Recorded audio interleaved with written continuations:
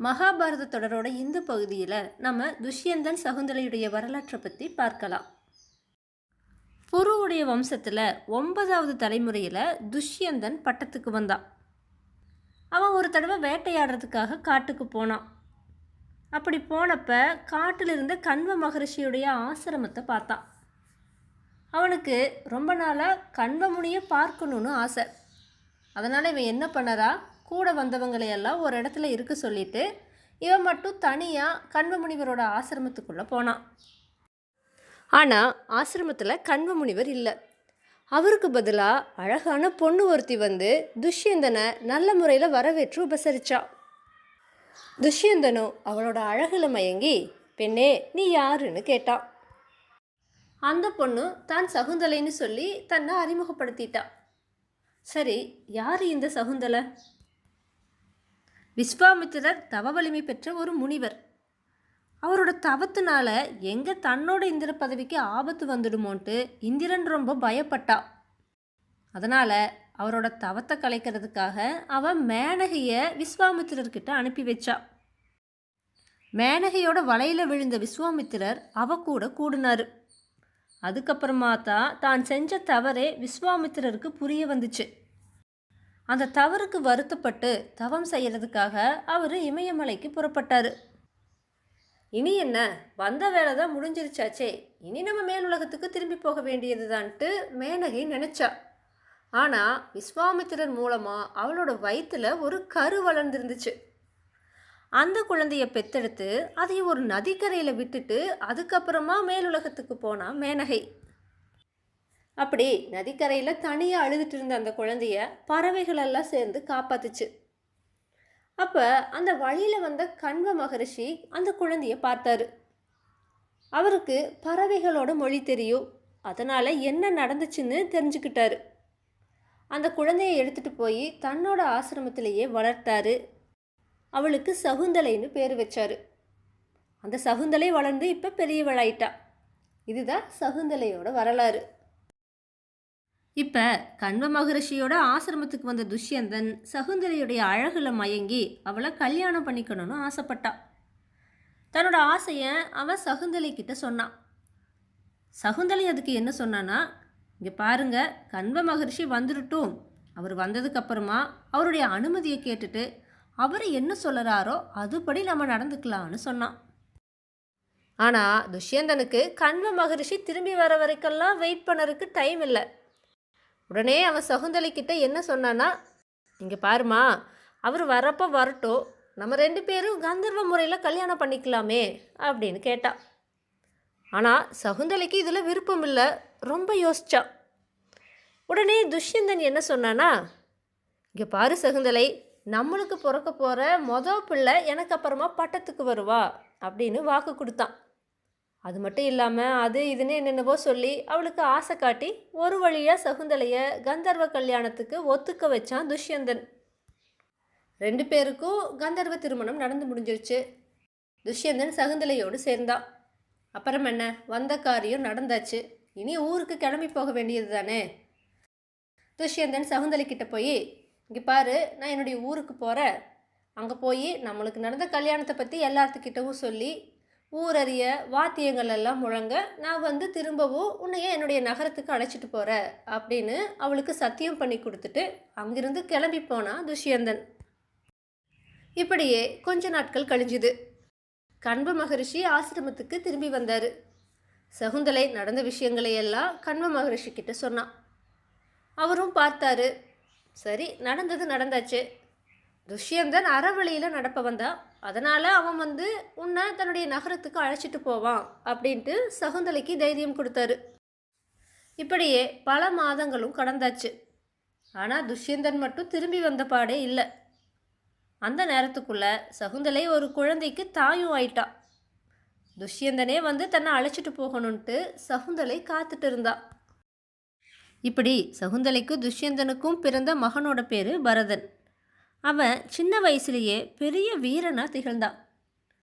கண்வ மகரிஷி சகுந்தலையை கூப்பிட்டு, மகளே இங்கே பாரு, துஷ்யந்தன் வருவான்ட்டு நம்மளும் இத்தனை நாளும் காத்துட்டு இருந்தோம். ஆனால் ஏதோ ஒரு காரணத்தினால அவன் இன்னமும் வராமல் இருக்கான். அதனால் இனிமேலும் நீ காத்துட்டு இருக்க வேண்டாம். நீயா இனி அவன்கிட்ட போகணும். உன்னோட மகன் பரதனை கூப்பிட்டு நீ போய் துஷ்யந்தனை பாரு. திருமணத்துக்கு அப்புறமா ஒரு பொண்ணு புருஷங்கூட வாழறது தான் முறை.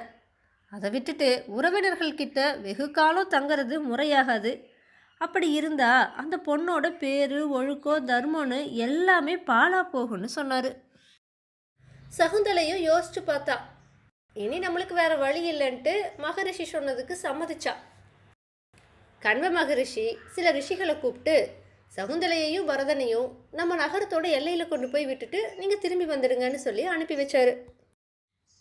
இப்படி நகர எல்லைக்கு வந்த சகுந்தலை தன்னுடைய மகன் பரதனை அழைச்சிட்டு துஷ்யந்தனோட அரச சபைக்குள்ள நுழைஞ்சா. இவங்க 2 பேர்த்தையும் பார்த்த துஷ்யந்தன் உடனே, நில்லுங்க, நீங்கள் 2 பேர் யாரு, இங்கே என்ன காரியத்துக்காக வந்தீங்க அப்படின்னு கேட்டான். உடனே சகுந்தலை தன்னுடைய மகன் பரதன் கிட்ட, பரதா, உன் தந்தையாகிய துஷ்யந்த மகாராஜாவை நமஸ்கரித்து நில் அப்படின்னு சொல்லிட்டு அதுக்கப்புறமா துஷ்யந்தன் கிட்ட, இவன்தான் நம்மோட மகன் பரதன். நீங்கள் சொன்னபடியே இளவரசு பட்டத்துக்கு இவன் உரியவனாகிறான். மகர்ஷி கண்வரோட ஆசிரமத்தில் என்ன கந்தர்வ திருமணம் செஞ்சிட்டப்ப நீங்கள் என்னென்ன வார்த்தைகளெல்லாம் சொன்னீங்களோ அதையே இப்போ நினச்சி பாருங்க அப்படின்ட்டு சகுந்தலை துஷ்யந்தன் கிட்ட சொன்னான். உடனே துஷ்யந்தன் சகுந்தலை கிட்ட, அப்படி ஏதும் நடந்ததா எனக்கு நினைவிலேயே இல்லையே, உனக்கு எனக்கும் எந்த தொடர்புமே இல்லை அப்படின்னு சொல்லிட்டான். துஷ்யந்தன் இப்படி சொன்னதை கேட்டுட்டு சகுந்தலைக்கு ரொம்ப அதிர்ச்சி. உடனே அவன் துஷ்யந்தனை பார்த்து கோபமாக பேச ஆரம்பிச்சா.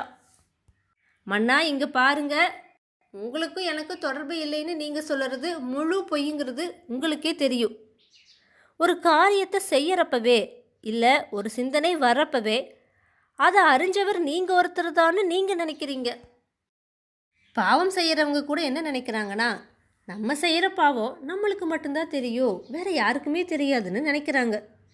ஆனால் சூரியன், சந்திரன், காற்று, அக்னி, ஆகாயம், பூமி, தண்ணீர், தன்னுடைய மனம், பகல், இரவு, பகலும் இரவும் சந்திக்கிற வேலைகள், இப்படி ஒவ்வொன்றுக்கும் ஒரு மனிதன் ரகசியமாக செய்கிற காரியங்கள் அனைத்தும் தெரியும். இப்படி ஒவ்வொரு மனிதனோட செயலையும் கடவுள் பார்த்துட்டே தான் இருக்காரு. நம்ம செய்கிற காரியம் நம்முடைய மனசாட்சிக்கு திருப்தி உள்ளதுன்னா அதில் பாவம் வந்து சேராது. தன்னுடைய மனசாட்சிக்கு திருப்தின்னு ஒருத்தர் தன்னை ஏமாற்றிட்டு ஒரு செயலை செஞ்சால் அந்த பாவம் அவனை விடவே விடாது. பத்தினிகளை போல வேஷம் போடுற பெண்கள் தங்களுடைய கணவன் அல்லாத வேறு ஒருவனுடைய கர்ப்பத்தை தாங்கிறதுனால தன்னுடைய கணவனுடைய குலத்தையே அழிக்கிறான். அவளுக்கு பிறந்த குழந்தைய அந்த கணவனுடைய குழந்தைன்னு ஊருக்காரங்களாக நினைக்கிறாங்க. ஆனால் அப்படிப்பட்ட குழந்தைகள் தந்தையாக நினைக்கப்படுற கணவனுக்கு விரோதிகளாகத்தான் இருப்பாங்க. அந்த குழந்தைகள் அந்த கணவன்கிட்ட விரோதப்படுவாங்க. தந்தையும் அவங்கள வெறுப்பான். ஆனால் எனக்கு பிறந்த மகன் விஷயத்தில் இப்படி கிடையாது. இந்த பரதன் உங்களுக்கு பிறந்தவன் தான். உங்களுடைய மகன் பரதனை ஏற்று அவனை இளவரசனா அறிவியுங்க அப்படின்னு சொன்னான்.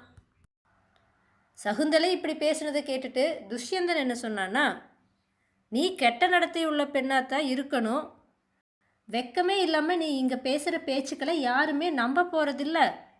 உனக்கு பணம் தான் வேணும்னா அதை நான் கொடுக்குறேன், வாங்கிட்டு போன்னு சொன்னான். துஷ்யந்தன் இப்படி பேசுனதை கேட்டுட்டு சகுந்தலைக்கு ரொம்ப கோபம் வந்துச்சு. நான் பேசுகிற சத்தியமான வார்த்தைகளை நீங்கள் ஒதுக்கி தள்ளுறது நல்லதே கிடையாது. சத்தியத்தை விட சிறந்தது எதுவுமே இல்லை. சத்தியத்துக்கு சமமான புண்ணியமும் இல்லை, அசத்தியத்துக்கு சமமான கொடிய பாவமும் இல்லை. வாக்குறுதி ஒன்று தான் சத்தியத்துக்கு ஈடானது. கொடுத்த வாக்கை மறக்கிறதுங்கிறது கொடிய பாவம். என்னை நிரூபிக்கிறதுக்கு எனக்கு சாட்சியங்கள் எதுவுமே இல்லை. தேவதைகள் தான் எனக்கு சாட்சிகள். ஆனால் அவங்களோ கண்ணுக்கு புலப்படாதவர்களாக இருக்காங்க. நான் போகிறேன் அப்படின்னு சொல்லிட்டு அரசவையிலிருந்து சகுந்தலை புறப்பட்டா. அந்த சமயத்தில் ஒரு அசரீரி ஒலிச்சுது. சகுந்தலை சொல்வதெல்லாம் உண்மை. இந்த சிறுவன் உன்னுடைய மகன். சகுந்தலையை நிராகரிக்காதே. அவள் பேசுவது சத்தியம். அவளையும் ஏற்றுக்கொண்டு உன்னுடைய மகனை இளவரசனாக்குவாயாக. அவனுக்கு பரதன் என்று பெயர் வை. இவனால் உன்னுடைய குலத்திற்கே பரதகுலம் என்று பெயர் வரும். இவனுக்கு முந்தியவர்களும் பிந்தியவர்களும் பாரதர்களே ஆவார்கள்னு அந்த அசரீரி சொல்லுச்சு. உடனே துஷ்யந்தன் சபையில் இருக்கிறவங்களை எல்லாம் பார்த்து, மக்களே, அசரீரி சொன்னதை எல்லாரும் கேட்டிருப்பீங்க.